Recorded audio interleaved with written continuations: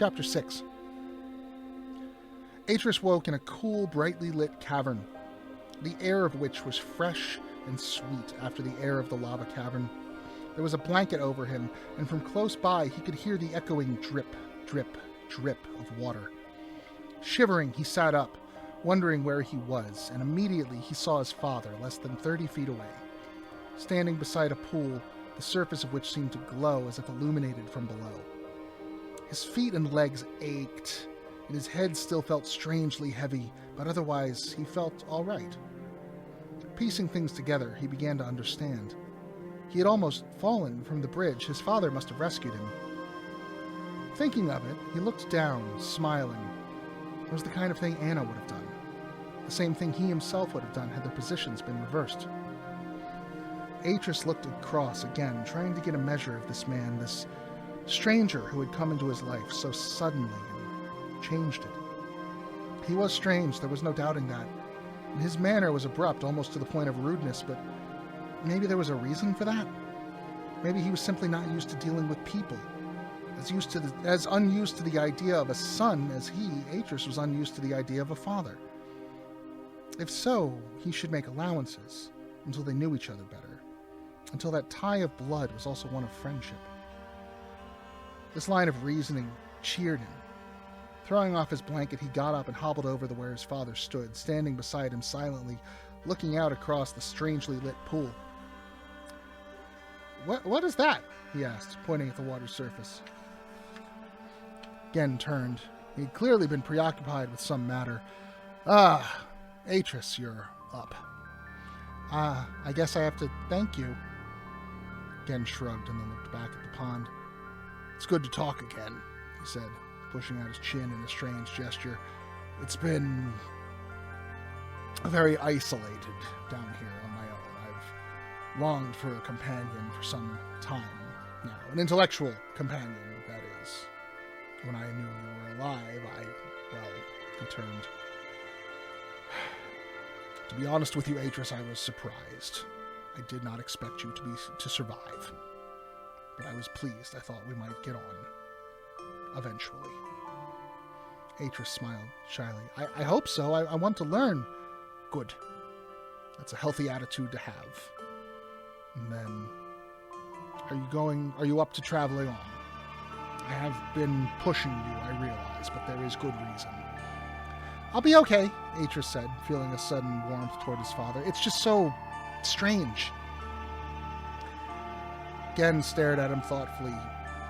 Yes, I suppose it must be after the cleft. But the best of it lies ahead, Atrus, and I mean the best. Denis. Tonight we shall reach Denis. Atrus's face lit. Tonight? Then an expression of confusion crossed his features. But what time is it now? Morning? Afternoon? I can't follow it any longer. Down here, time seems to have no meaning. Gen took out his Denis timer and handed it to Atrus. See there? He said, indicating the 5 differently shaded sections, 3 light, 2 dark, that were marked on the circular face. A thin trail of silver spiraled from the center of the circle, stopping just inside the second of the lightly shaded sections. Right now, this is the Denis midday. But we Denis measure time differently from those who dwell on the surface. They set their clocks by the passing of the sun. We, however, set our clocks to the biological rhythms of our environment. Each of these sectors represents just over 6 hours in surface time. So the Denis day is longer. Very good, Atrus. You learn quickly. Gen took the timer back and, shaking it, held it to his ear, almost as if to check if it was still working. Then, satisfied, he slipped it back into his pocket and looked at Atrus. If you're ready. Despite Atrus's expectations, the way grew harder. Fallen rock blocked the way in several places, and they had to climb over piles of jagged stone or squeeze through narrow gaps. The tunnels, too, seemed to grow smaller and darker, and though he could not be sure of it, Atrus sensed that they had long strayed from the straight path that led directly into Denis. Certainly there was no sign of that wonderful stone and metal path beneath their feet. Despite everything, however, his spirits were high. his whole being filled with an excitement, anticipation that could course like a drug in his veins. Denis. He would soon be in Denis. Why, even the dull pain in his feet seemed insignificant beside that fact. They had traveled only an hour or so when Gen called back to him and told him to get over to the right. Just ahead, part of the tunnel floor had fallen away to form a kind of pit. As he edged around it, he could see, far below, a valley of what looked like a broad, dark river flowing through it. He strained his ears, thinking he could faintly hear the sound of it, a roaring, rushing noise, but couldn't be sure.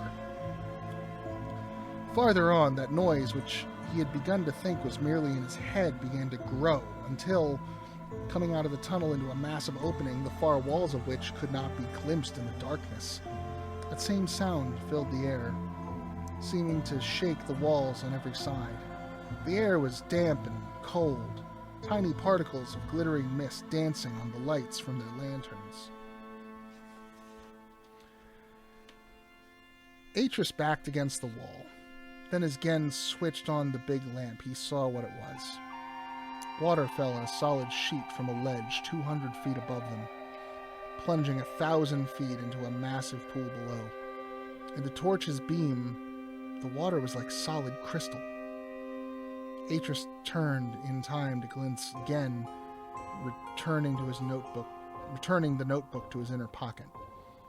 He gestured past Atrus, indicating the way with his torch, the beam illuminating a broad ledge that circled the immense cavern.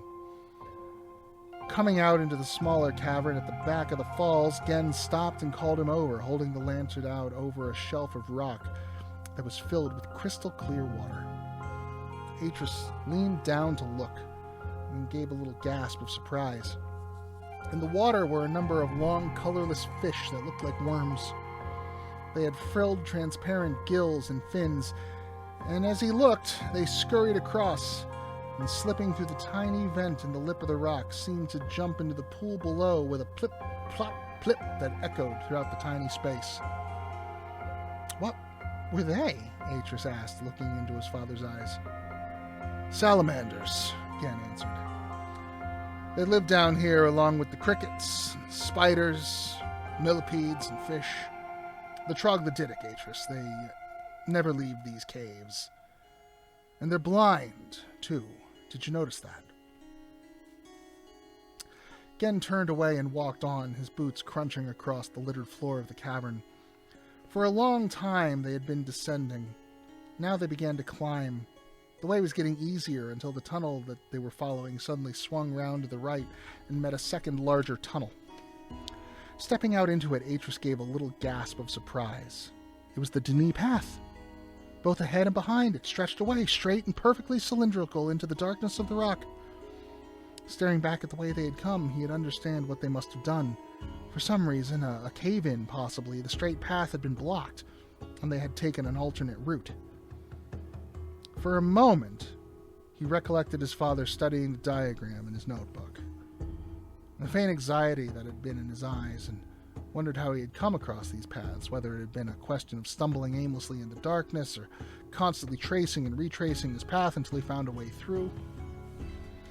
Atrus. He turned. Gen was already 50 feet up the tunnel.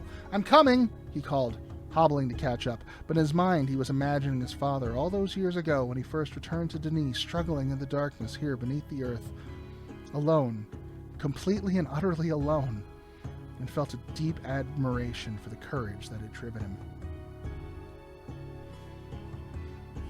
Are we close? Not far, Gen answered. The gate is just ahead. The news thrilled Atrus. Not far. There had been times when he thought they would walk forever and never arrive, but now they were almost there. The land he had dreamed about all his life lay just ahead, a land of wonder and mystery. Atrus hurried on, catching up with his father, keeping abreast with him until they neared the tunnel's end. He could see it now, directly ahead and beyond it on the far side of a massive marble plaza. Is that the gate? He asked, awed, his voice a whisper. That's it, Gen said, grinning profoundly. It marks the southern boundary of the Denis kingdom. Beyond it, everything for 100 miles belonged to the Denis. Atrus looked at his father, surprised that he talked of the Denis as if they still existed.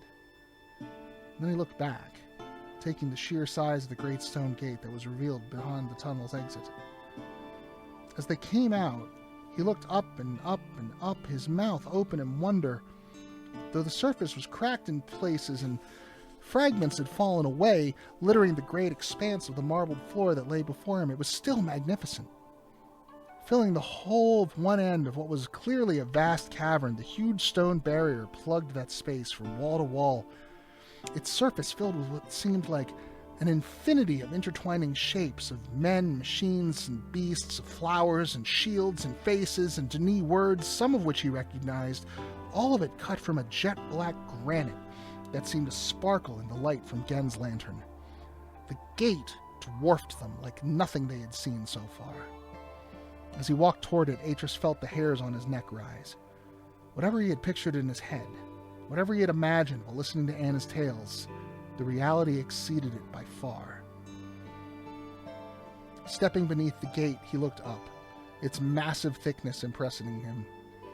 How had the Denis fashioned such a vast artifact? How had they cut the blocks? How had they fashioned them?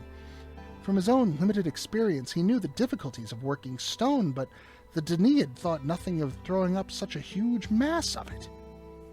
Ahead of him, the marble floor ended abruptly.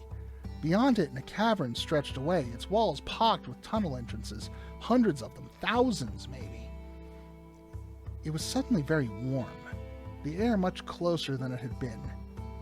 Gen glanced at his notebook again, and then began to make his way across the floor of the cavern. Selecting one of the large tunnels, he gestured to Atrus to catch up with him, then turned and disappeared inside.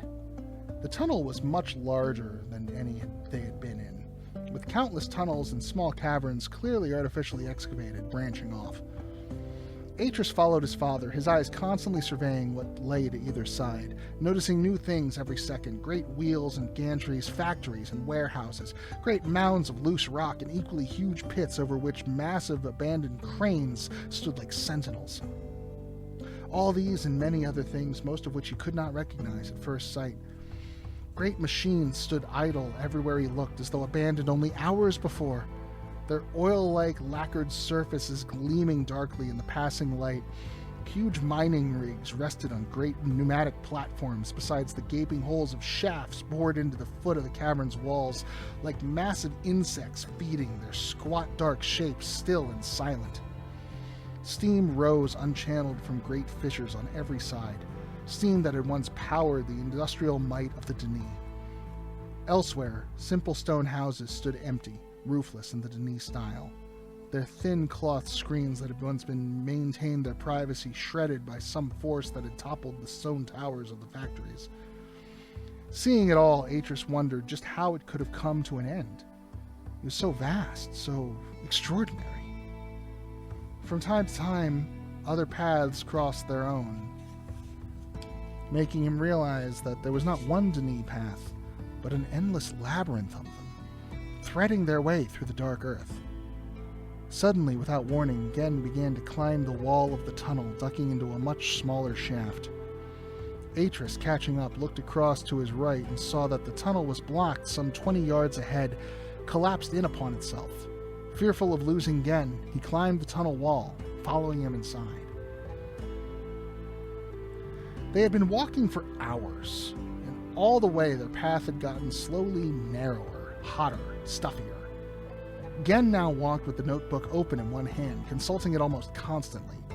The path had taken so many twists and turns that Atrus felt numbed by it, but still Gen went on, confident it seemed that it led somewhere. Then suddenly, the quality of the light changed.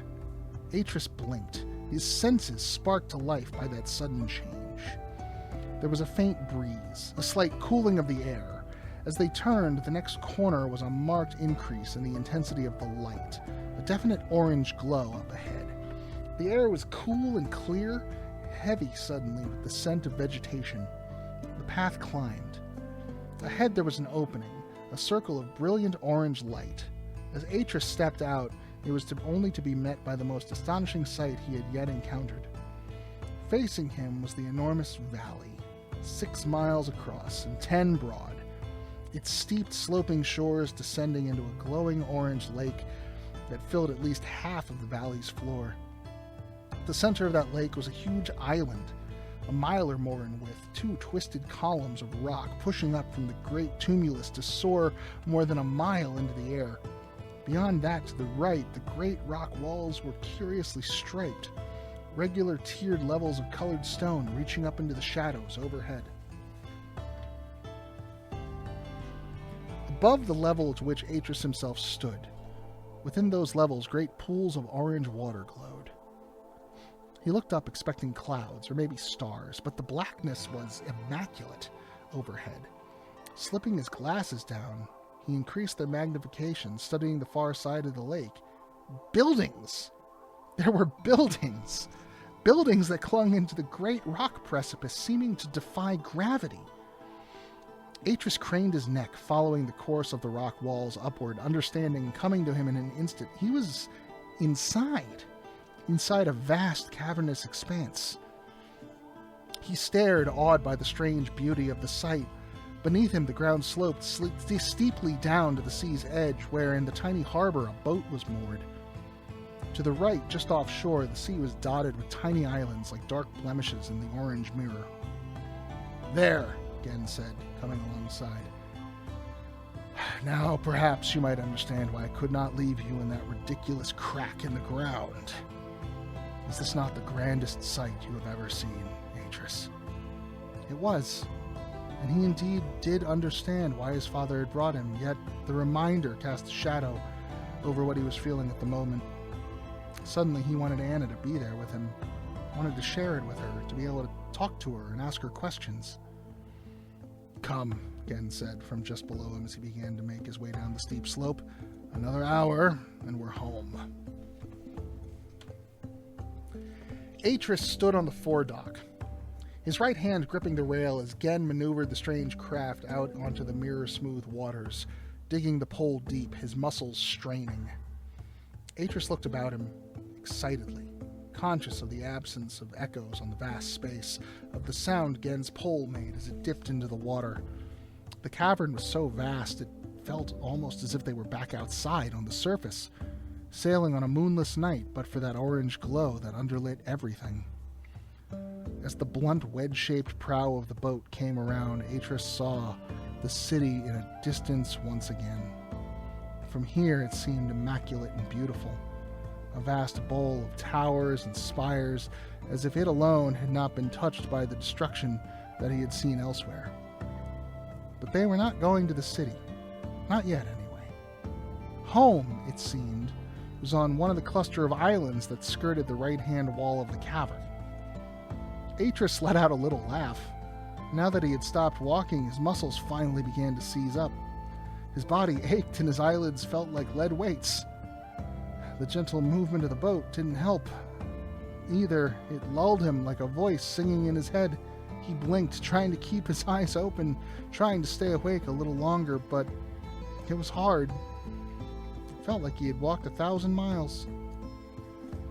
For a moment, Atrus dozed where he stood. Then he jerked awake again, looking up, expecting to see stars littering the desert sky. Where? He turned, looking back to where his father sat in the center of the boat, slowly rowing them toward the island, and shook his head to clear it, convinced he was in the grip of some strangely vivid dream.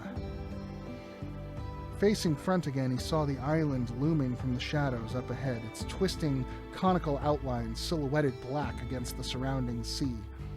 Briefly, he noticed how the water at the far end of the island was dark and wondered why.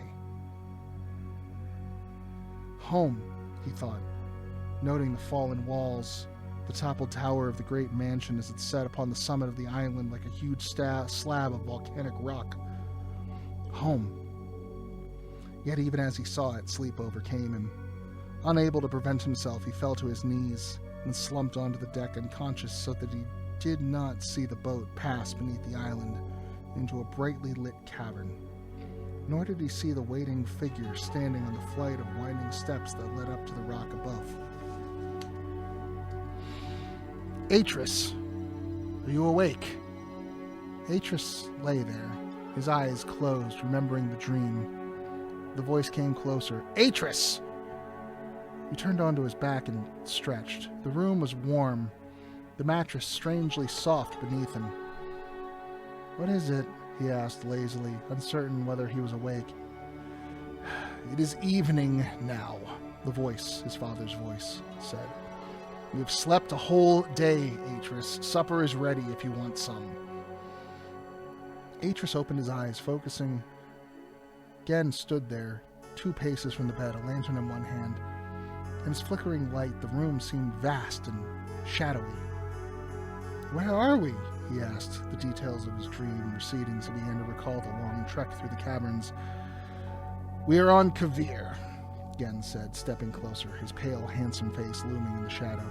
This will be your room, Atrus. There are clothes in the wardrobe over there if you want to change, but there is no real need.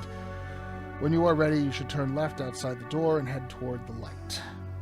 Atrus nodded, then, with a shock, realized his feet no longer hurt, nor were they bandaged. My feet, Gen looked down at him. I treated them while you were asleep. They will be sore for several days, but you can rest now. And your experiments, were we in time? Gen turned away as if he hadn't heard and then walked across the room, drawing back the heavy curtains to reveal through a massive latticed window the orange glow of the cavern beyond. There was a broad stone balcony and a view of the distant city. I shall leave you now, Gen said, letting the lantern down on the table beside the bed. But try not to be long, Atrus. There are things we need to talk about. Atrus waited for his father to leave the room, then sat up, sliding his legs around and examining his feet in the lamp's light. Where the sores were worst on his heels and ankles and on the balls of his feet, Gen had smeared them with an ointment that left a dark stain on the skin. Atrus touched one of the patches gingerly and then sniffed his fingers. It was the same ointment that grandmother had always used whenever he had grazed his knee or shins or elbows in the rock. Atrus. Yes, grandmother. What do you see, Atrus? I see the Denise city, grandmother. I see... Atrus stepped out onto the balcony, looking at it, trying to fix it in his memory so that he could tell what he saw again. Far out there was a moving shadow on the water. He narrowed his eyes, watching it a while, then shrugged, looked beyond it at the city once again. Yes, he thought. I see the most incredible sight I have ever seen. Ah, Atrus, come and sit with me. Atrus hesitated in the doorway, and then stepped inside into the clear blue light of the kitchen. His father sat at a table to his left, a plate of food set before him. It was a big V-shaped room with 2 large windows overlooking a stone-paved terrace garden that jutted out over the orange sea. The light outside seemed much darker now, and to compensate, Gen placed several lanterns in niches around the room. Looking about him, Atrus noticed that the kitchen was solid stone. The cupboards, the table, the benches, even the sink and oven were made from a strange, smooth, banded gneis that left like the path they had followed into the Denis. It seemed to have been softened and then molded like clay. Tiny strips of metal, intricately fashioned, were threaded into their black and white striped stone in a manner that Atrus found hard to fathom. Though it was stone, it had a light, warm feel that was unexpected. How they had managed it was a mystery to him, yet it was clear that the Denis had developed processes well advanced in the ways of men. How do you feel now? Gen asked, gesturing for him to take a seat across from him. How did he feel? Homesick, but also, now that his waking mood had passed, immensely curious. What did his father want of him? Gen had said something to Anna about teaching him, but teaching him what? Hungry, he answered finally, finding it safest. Good, said Gen. Turning, he picked up a small handbell from the table beside him and rang it. At once, a figure filled the far doorway, looming briefly in the shadows before it entered the room. Atrus, this is Regis, my serving man. The man who stood there holding a large, shallow basket piled high with fruit was tall, taller even than Gen.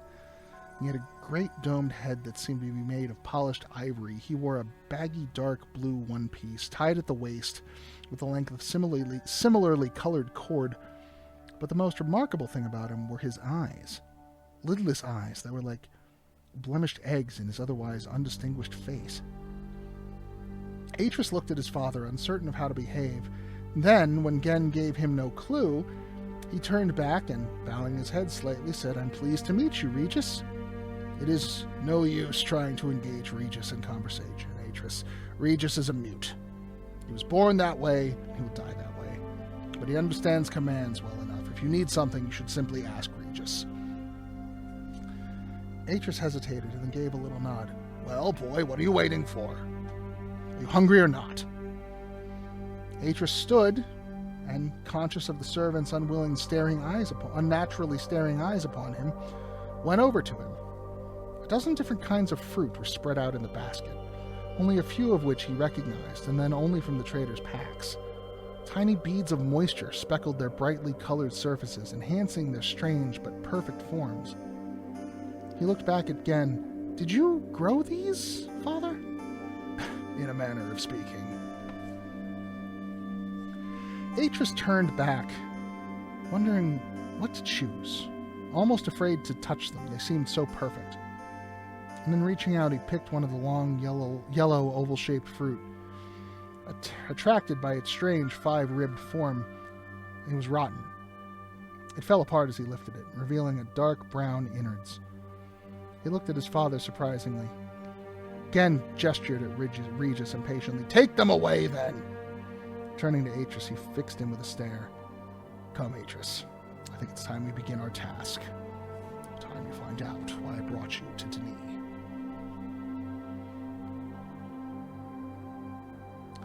A twist of steps led up to a broad, high-ceilinged corridor at the end of which opened out onto a balcony directly above the terrace. On the far side of the balcony, set into the rock face, was a massive metal door, the jet-black face of which was decorated with the same elaborate patterns Atrus had glimpsed on the inner gate. Pausing before it, Gen reached inside his cloak and took out a large key, fitting it into the lock and turning it twice before removing it. He stepped back, and there was a faint shudder, and then the door began to rise, sliding into the rock smoothly and silently to reveal a dark wedge-shaped opening. 6 steps led down into the spacious room, lit from above by a massive star-shaped lamp. At the very edge of the room was a raised dais surrounded by 3 step-like ledges. On top of that dais were 5 large granite pedestals. Atrus turned, looking above him, impressed by what he saw. The walls were covered with massive shelves made of thick slabs of stone, and on these shelves were hundreds, possibly thousands, of leather-bound books, similar to those his grandmother kept on her back shelf in the cleft. Gen turned, looking to his son. "This, as you see, is the library. This is where you will come for your lessons every day." He gestured toward a low stone table in one corner. "This will be your desk. Before we commence, I want to show you why I brought you here, and why it is so important that you learn the ways of the Denis." Raising his right hand, he beckoned Atrus to him, and then, as the young man came alongside him, took his elbow and led him up the stairs and onto the dais. At the center of the dais, recessed into the bone-white marble floor, was a circular pool surrounded by 5 marble pedestals. Gen stood before him. "Choose a book. Any book on the shelves." "What?" "Choose a book." Atrus went across to the shelves, letting his eyes travel along their richly bound spines. There was no writing on any of them. A few had symbols, but none made any sense. He turned, looking to his father. "Choose a book." Atrus took one down. The smell of its light green cover strangely intoxicating, exciting. Gen reached out, taking it from him. Opening it, he scanned it quickly and then nodded. Turning the book about, Gen placed it reverently on the pedestal, watching Atrus all the while. Atrus stepped closer, looking down at the open pages. The left-hand page was blank, but the right... He gasped, amazed by the clarity of the picture in that small rectangular box. Why, it was like staring through a window. A strange, rust-red, conical mound filled the foreground, reminding Atrus of a giant termite's nest.